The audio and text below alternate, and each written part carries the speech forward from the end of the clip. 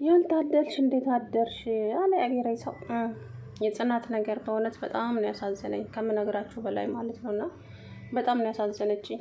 ማለት አንዳንድ ጊዜ ህይወት እንደዚህ ናት። እኛም በምንፈልጋት አይደለም የምትሄደውና እንግዲህ አቶ ተስፋዬ መሞት አልነበረበትም፣ ግን ደግሞ ሞተ ማለት ነው። እንግዲህ ልጅቷ ያለችበት በጣም ከባድ ነው፣ በጣም ማለት ነው። ጽናት አሁን ህይወቷ መስቀልቅሉ ወጥቷል። አይዞሽ የሚላት ሰው የለም። ብሌንና ባቢ ነበሩ። ብሌን ደግሞ ብቻዋን ግራ ተጋብታለች። ነገር ግን ከጎኗ ነው ያለችው። ግን ደግሞ ጽናት ራሷ ላይ የወሰነችው ውሳኔ በጣም ከባድ ነው። እንግዲህ ያ ሁሉ መድኃኒት ሰብስባ አፋ ውስጥ አድርገዋለች ማለት ነው። ምክንያቱም ከዚህ በኋላ እዚች ምድር ላይ መቆየት ለኔ ምንም ትርፉ ጸጸት ነው። የምወዳቸውን ሰዎች አሳጥታኛለች እቺ ዱንያና መሞት አለብኝ ብላ እንግዲህ ለአንዴና ለመጨረሻ ባቢን አይኑን እንኳን ሊየውና ከዚህ በኋላ አላስቸግርሽም እባክሽ ራሄል ተባበሪኝ ብትላት እቺ መንቃራ እንኳን ጫፍ አግኝታ እንዲሁም አሁንማ ሆነላት። አይኑን እንድታይ አልፈቅድልሽም፣ አንቺን ሲያይ እታመማለሁ ብሏል። ስለዚህ ከሱ ጋር ራቂ ያለቻት ማለት ነው።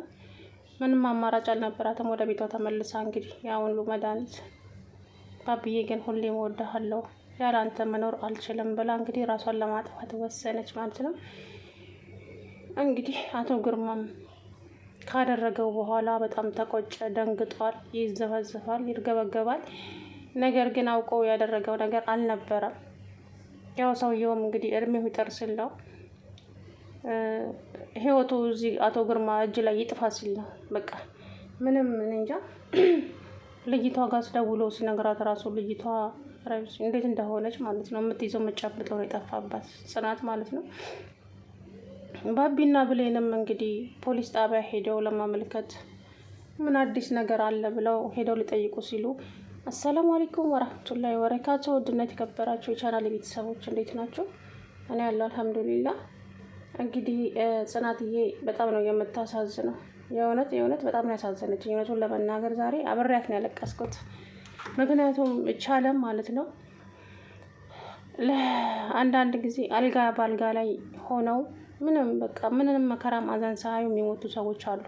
አንዳንድ ሰዎች ደግሞ እንደዚሁ አልቅሰው የሚሞቱ ሰዎች አሉ። ከዛም መሀል አንዱ ጽናት ናት። ትዝታ ሀብት ንብረታቸውን ወስዳባቸው ስታሰቃያቸው ጎዳና እስከ መውጣት ድረስ አደርሳቸው። እንደዛም ይባስ ብሎ ደግሞ የምትወዳት እናቷ ድጋሚ ሞተችባት። እሱም ደግሞ አልበቃ ብሎ አባቷም እንደዛ ታመመ። አሁን አባቴ ድኖልኛል ብላ በቃ የምወደውንም ሰው የማፈቅረውንም ሰው ይዝዣለሁ ብላ እንግዲህ ፍቅሯን ሳትጨርስ የአባቷን ደስታ እያጣጣመች ሳትጨርስ አባቷ እንግዲህ ያው ሰው አጠፋ። በጣም ከባድ ነው ለጽናት ማለት ነው። እኔ በሷ ቦታ ቢሆን በጣም ይከብዳል። ባቢም እንግዲህ ፖሊሶቹ ጋር ሄዶ ስለ አባቴ ምን አዲስ ነገር አለ ሲል ምንም አዲስ ነገር የለም፣ ግን ደግሞ ስለ አቶ ግርማ አዲስ ነገር አለ። እናም አቶ ግርማ ያለበት ቦታ ደግሞ አቶ ተስፋዬ ሊኖር ስለሚችል እዛ ሊሄድ ነው አለ። መርማሪው ሄደ። ከዛም መርማሪው ሄዶ ትንሽ እንደቆየ ባቢና ብሌን መጡ። ብሌንና ባቢ ሲመጡ አቶ ተስፋዬ ዝርር ብሏል። ከዛን አቶ ግርማን አየና ጋሽ ግርማ ለምንድን ነው ያለችን ብቻ ቃላት ነው የተናገረው ባቢ ማለት ነው። ከዛም እንግዲህ አባቱ ሬሳው ላይ ተደፍቶ እየጮኸ ነበረ ባቢ። አቶ ግርማን ፖሊሱ ይዞት ሄደ።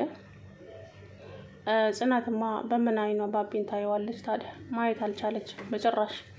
እሱም ቀና ብሎ አላያትም። ብቻ አላቅም። ባቢ አሁን ይሰበራል። እሱ ራሱ ሰው አይሆንም። ጽናት አንድ ነገር ከሆነች ማለት ነው። የሆነች በጣም ከባድ ነው። በዚህ ላይ ስልክ ልትደውልለት እያለች ስልኩም አይነሳም፣ ስልኩም ዝግ ነው። ብቻ ተሰቃየች። በእውነት በጣም ነው ያሳዘነችኝ። ራሄል እቺ መንቃራ ደግሞ እባክሽን ለአንዴና ለመጨረሻ ባቢን አይኑን ልየው በጣም ናፍቆኛል፣ ከዚህ በኋላ አላስቸግርሽም እባክሽን ራሄል ተባበሪኝ ስትላት አይ ባቢ ካሁን በኋላ የኔ ቅፍ ውስጥ ገብቷል፣ መቼም ልታዩ አትችይም፣ ሲያምርሽ ይቀራል ብላ እምቢ አለቻት ማለት ነው። እባክሽን ልለምንሽ ራሄል ከዚህ በኋላ ድርሽ አልልም አጠገቡ ለዛሬ ብቻ ብትላትም እንግዲህ ነግሬሻለሁ ከአሁን በኋላ ባቢ የሚባል ሰው እሱም አንቺን ማየት አልፈልግም፣ እሷን ሳይ እታመማለሁ ብሏል ብላ የውሸት ወሬ እንግዲህ አቀነባብራ ተናገረች ማለት ነው። በጣም ያሳዝናል። እንግዲህ እራሷ ላይ ውሳኔ ወሰነች። እኔ ጋር ሁሉም ደግሞ ቅጥል ያደረገችኝ የብሌን እናት ግን ትልቅ ሰው አይደሉም እንዴ? ኧረ ተው። ጽናት እኮ ምንም ቢሆን አብሮት የኖረች ልጅ ናት፣ በእርሶ እጅ ያደገች ናት እንዴ። ምን ነው? በጣም ይደብራል ማለት ነው። እና እንግዲህ አቶ ግርማ እስር ቤት ገባ።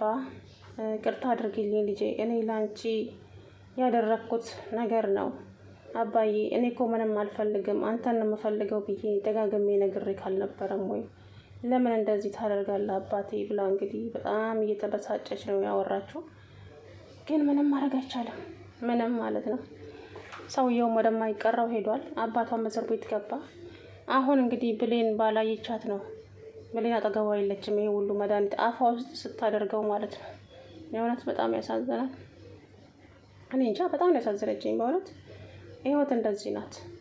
የእናቷ ሀዘን ውስጧን እያብሰለሰላት እያለ እንደገና ደግሞ አስባችሁታል። ሌላ እዚህ ጋር እንኳን አይዞሽ የሚላት ሰው የለም ከብሌን በስተቀር። ልጅ ማንም ሰው የላትም እውነት። አባቷ ነበረ፣ እሱም እስር ቤት ገባ። ከ20 እስከ 25 ዓመት ይፈረድበታል ተባለ። እንግዲህ መርማሪ እሺ አመሰግናለሁ። አባቴ ግን ታማሚ ነው፣ ያመዋል፣ ፓራላይዝ ሆኖ አሁን ነው ከበሽታው ያገገመው። እሱ ፍርድ ቤቶቹ ናቸው የሚወስኑት፣ እኔ አይደለሁም አላት ማለት ነው። እሺ መርማሪ አመሰግናለሁ፣ ነገ እንገናኛለን በቃ ፍርድ ቤት አለችው ማለት ነው። እሺ ጽናትዬ አይዞሽ፣ አንቺ ግን ጠንካራ ሁኝ እሺ አይዞሽ አላት ማለት ነው። ምኑን አግኝታ ትጽናናለች? ምንም የሚያጽናናት ነገር የለም በእውነት። እንደ ፈጣሪ ብቻ እንደው ትዕግስቱን ይስጣት እንጂ ሌላ ምለው ነገር የለም።